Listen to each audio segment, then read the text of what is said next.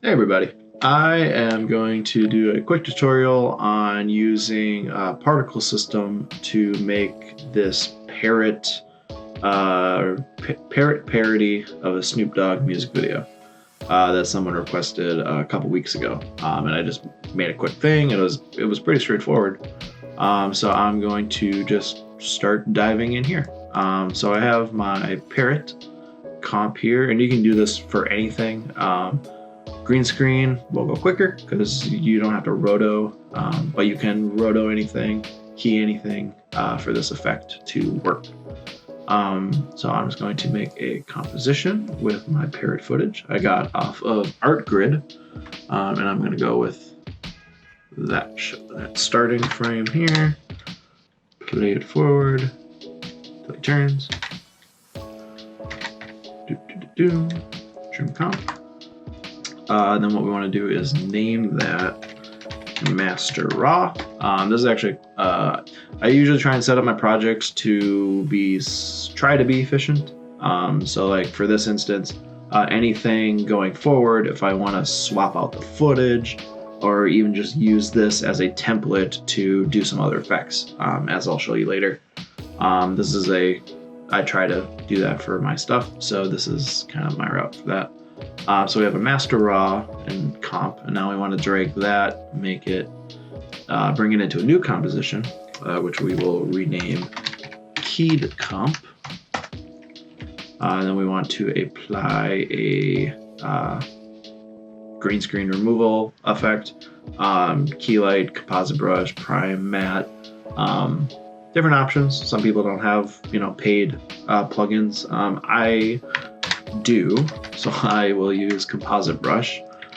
Fairly recent keying plugin, paid keying plugin. Keylight does okay, has its moments where it's quick and dirty.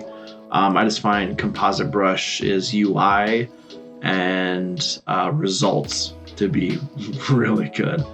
And so all we have to do is control drag around the composition where the green is, and then alt drag to bring detail back in. Might be familiar with Primat Keyer, kind of a similar concept to the newer versions. So we'll just do that, and now we pretty much have a keyed parrot. Oh. Nice clean edges, a little green there. We can bring that, crunch that a little bit and set the blur to like 1 pixel. That'll be good for this project. That'll be fine.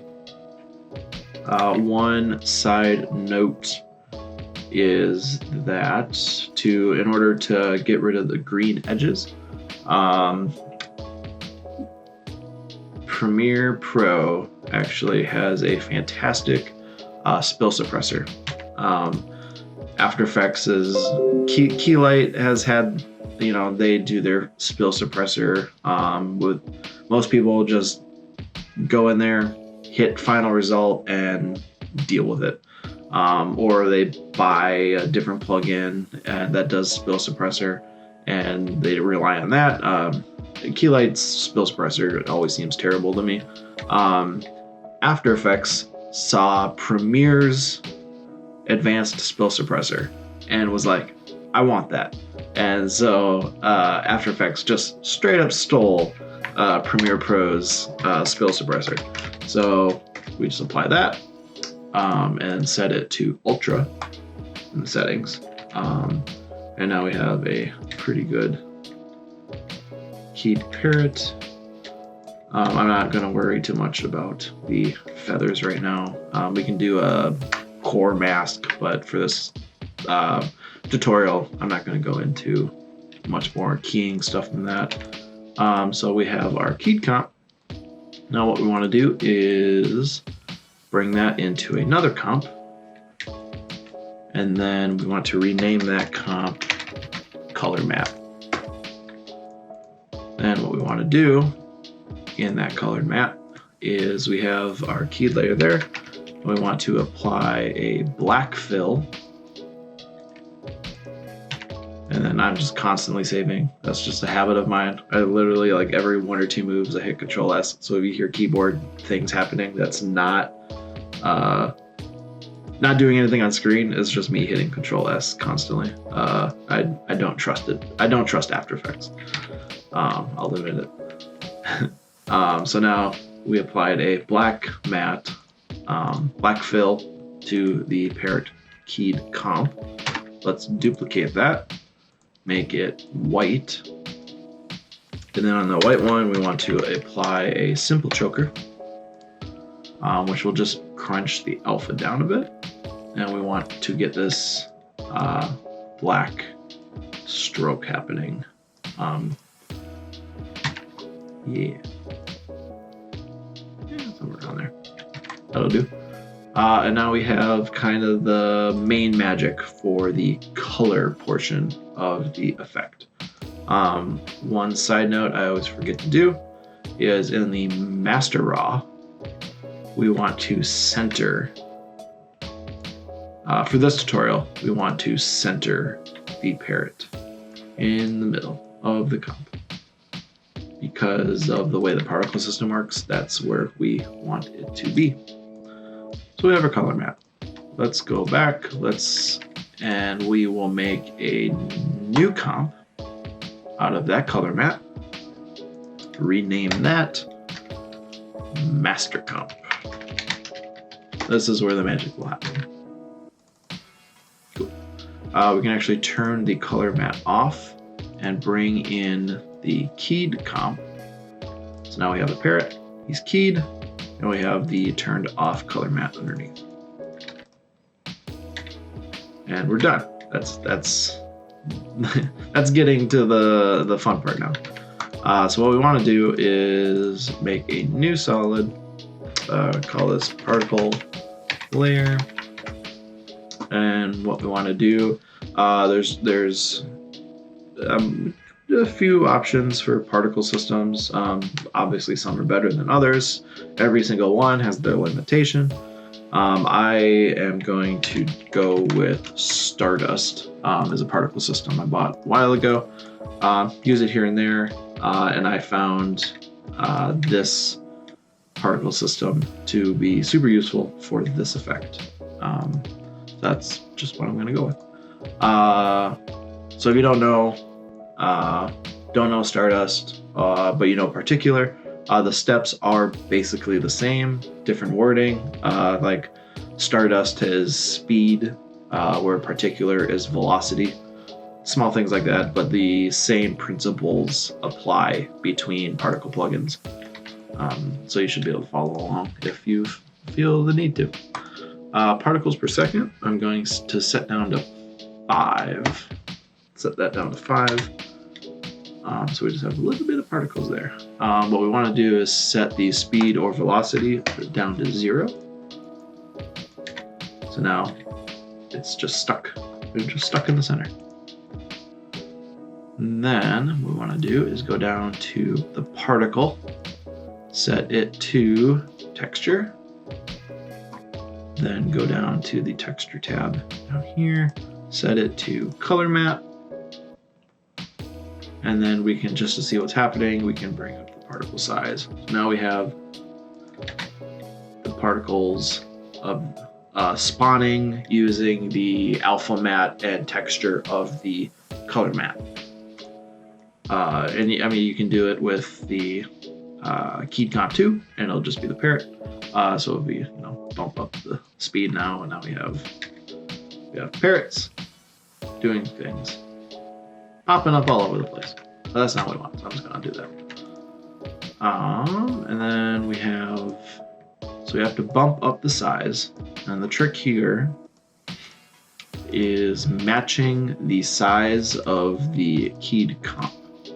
So if we go to the first frame where the first particle spawns, we want to match that size with the parrot. And there's 2 ways of going into that.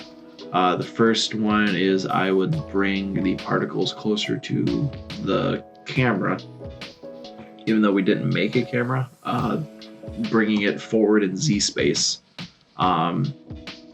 makes the particle bigger.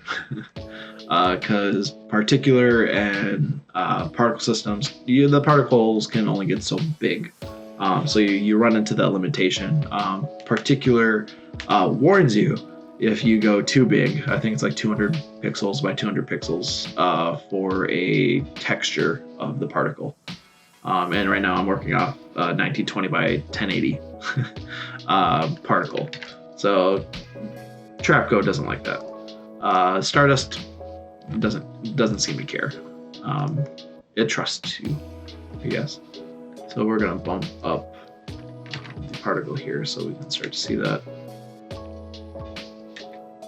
Okay. One thing jumping a little ahead. Particle systems have a overlife function. So most things that involve particles, the particle starts big and then gets small. We want to go the opposite. We want small to big. So we have overlife function here, and we bring this graph down. So now when I play it, the particles are starting small and they're getting bigger, and then they'll fade out. So we want that first particle now that it's smaller, to be the same size as the parent again. So that. And I know Stardust maxes out at 5,000 particles for the 5,000 pixels for the particle size, and then so it's kind of playing between the Z position of the emitter and the particle size. So now we can put the particle layer below the keep comp. And now we can play back. We have the basic effect of what we are going for. Now it's just kind of, you can start playing around with this. The main trick is the overlife graphs here. So we can play with the opacity, make it a pretty sharp fall off. So we can have it fade out rather rapidly at the end. So we play it back here. Each particle right now I have it set to 2 seconds. You can see it's starting to fade out here. It's getting a little darker. Let's make a background color. We'll do like a light blue. Set it behind. There we go.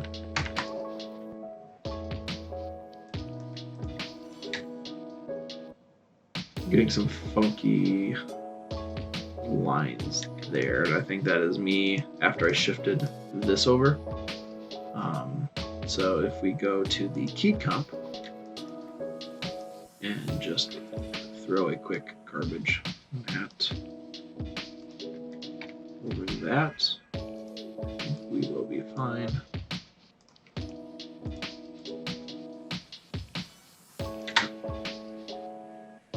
That got rid of it. So now that we have the transparency fading out towards the end here, we can start playing with the overlife graph. So that the Bezier, and the trick here is to get a nice curve. So you get the where it'll be small, small, small, get really big, and then kind of taper off again.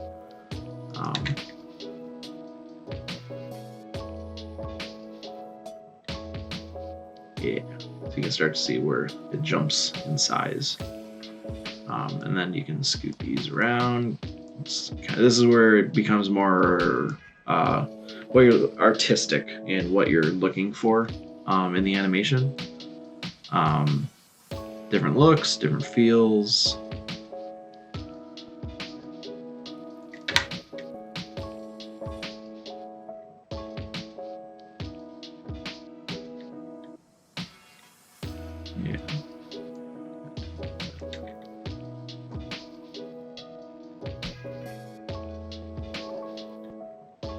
I think that is looking like a thing we can do.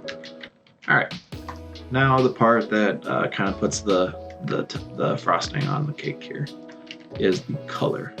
Particle color, in the particle options, we want from solid color to color over life. And then we have color gradient. And then Stardust has a really nice preset library, actually.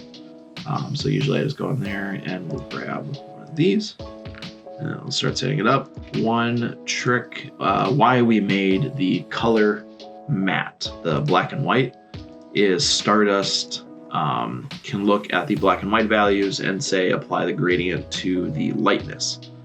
Down in texture color use, if we do lightness, boom.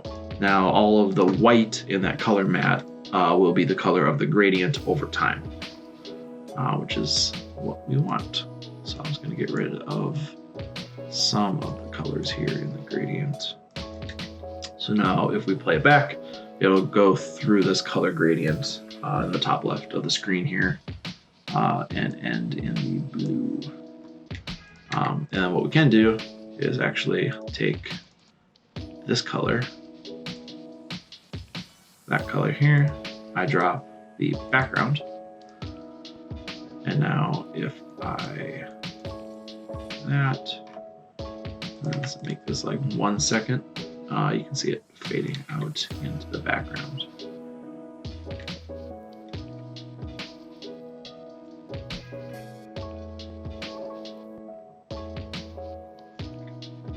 Pretty sharp. There we go.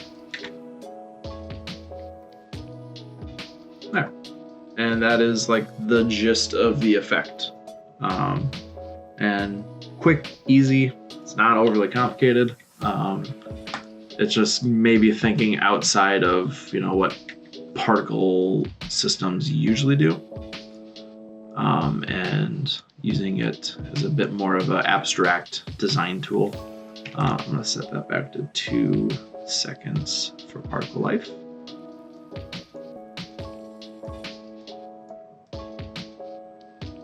Yeah, a lot of it just starts playing around with the look that you're going for.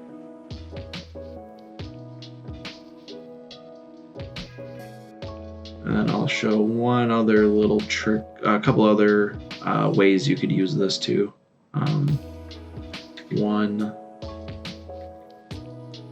One way to do is apply textures to the color matte.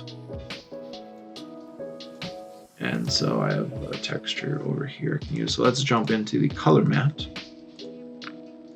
And we'll toss in a texture comp I have ready to go. Scale it down, invert, because it's white. It's a white texture right now. So if I scale it down, we have this bit of random texture now going over that. Problem being it is over all of that. So this might crash my computer, but if I jump back into the particle, there we can just see it's just gross now. You're seeing everything. And we don't want that. Maybe you do, maybe you don't, I don't. So what we can do is take the bottom black fill, this layer here, duplicate it, scoot it to the top, and then we set it to stencil alpha, and it'll cut out everything below it. So nothing outside of this alpha will be visible, which is a thing I didn't know until probably a couple months ago, actually. I never realized like how powerful stencil alpha can be for these kind of projects. So now we have a cutout textured parrot. Let's jump to the master comp, which I just noticed I have 2 A's in there, so that's great. And now if we play back, we have textured particles that are not random yet. One problem I run into is Stardust doesn't have a proper current frame to freeze frame. So like it'll spawn one particle, one particle, one particle, one particle, but it's playing the current time. That particle is playing the current time of whatever comp I'm referencing. And particular has the correct function of current time to freeze frame. So it'll go spawn a particle, freeze frame that current time. Spawn particle, freeze frame that current time. So your textured particles aren't adjusting or aren't playing back. So there'll be the single texture per particle, which is looks a lot better than that. Like Stardust has texture time sampling. They have current time, play once, loop, stretch. So to show what particular can look like, I'll set to random still frame, and it's just going to pull random frames from the color mat. But if I play it back here, you can see the textures are staying put. They're not changing per frame, which is super nice. But obviously the time doesn't match with what the parrot is doing, whereas particular can do that. It works. Stardust doesn't work. I reached out to them and I haven't heard back from them about it. So I was curious about that. I'll set that back to current time for now. But that's the gist of the effect. You can use that for background elements, overlays. It's a pretty useful tool once you set it up.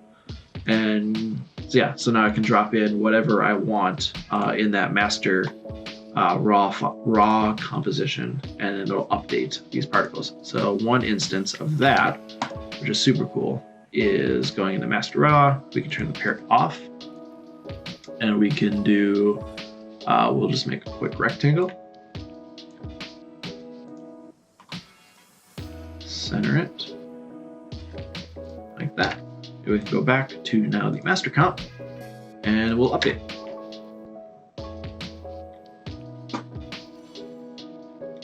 This could be great for templating.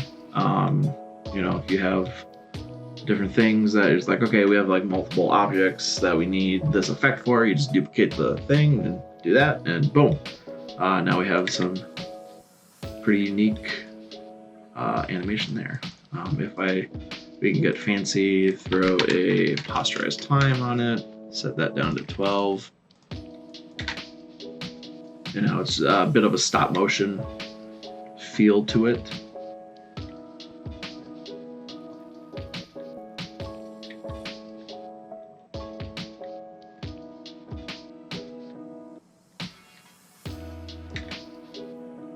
Yeah. Then one other trick is I'm going to set these. I'm just going to play around with the overlay for a second. Get a bit more of a size here. Variant that we can see. Maybe set that to 3.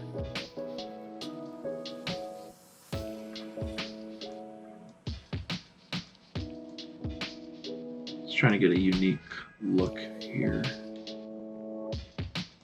There we go. So they'll explode really fast and then slow down on the size.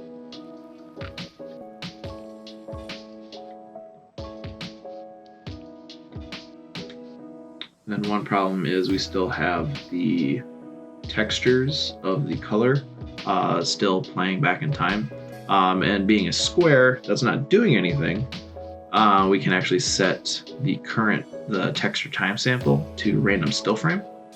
And because the square isn't doing anything in that master comp, now every texture will be different and it will work because it's not moving, which just adds to the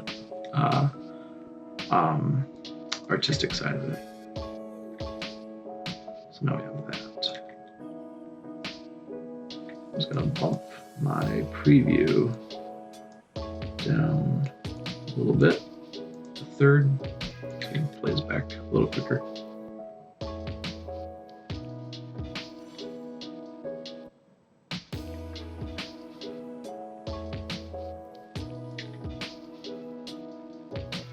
Cool. Yeah, and a lot of it just comes down to playing with the timing and the curves on the overlife functions. But now we can also add an overlife speed. So like particular and Stardust lets you do speed per particle. So every time the particle is spawned, it starts rotating. So we can set speed on the z-axis, so it starts to spin facing the camera. So we can set that to like 12. And you can already see we're getting a little bit of a new look for this.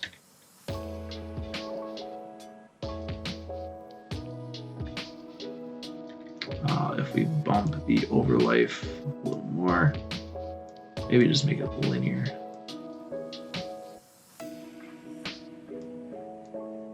Just make it a bit less dramatic. We can see that happening a bit better.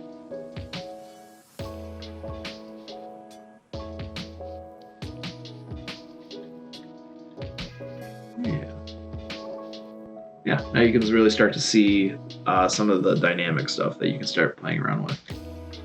And like I said, you can go in there and we can make, in the master raw, you can go in there, make a star.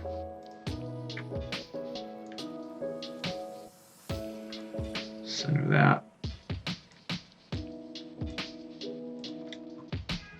And we can go in, back to the master. It'll update. Boom.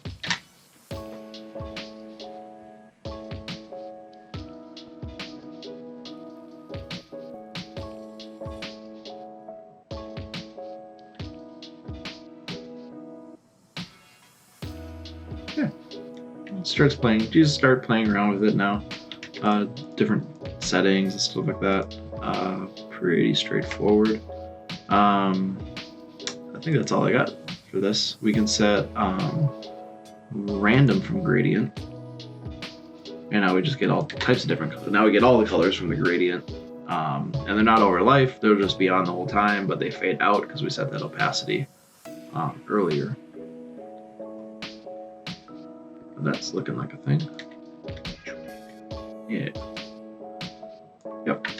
Then we could also, go into speed, pump up we'll do like 100, and then set it to uniform directional, and then we can hop into custom camera review to see where, let's see, pump that up, and then do 90, negative 90.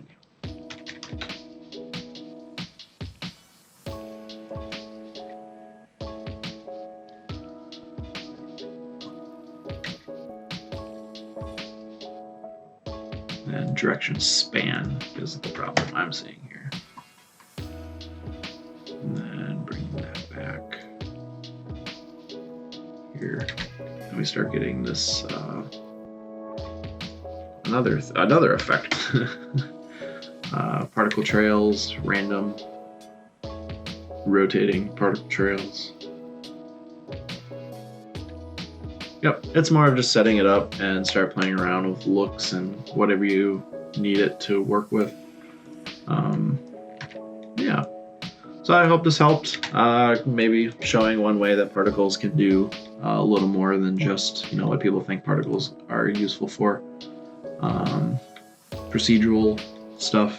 So yeah, that's all I got for you guys today. I hope you guys are having a good Tuesday morning. No, 10 o'clock. Yeah, Tuesday morning.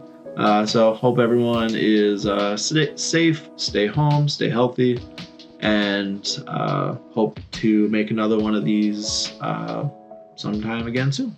Thanks. Bye.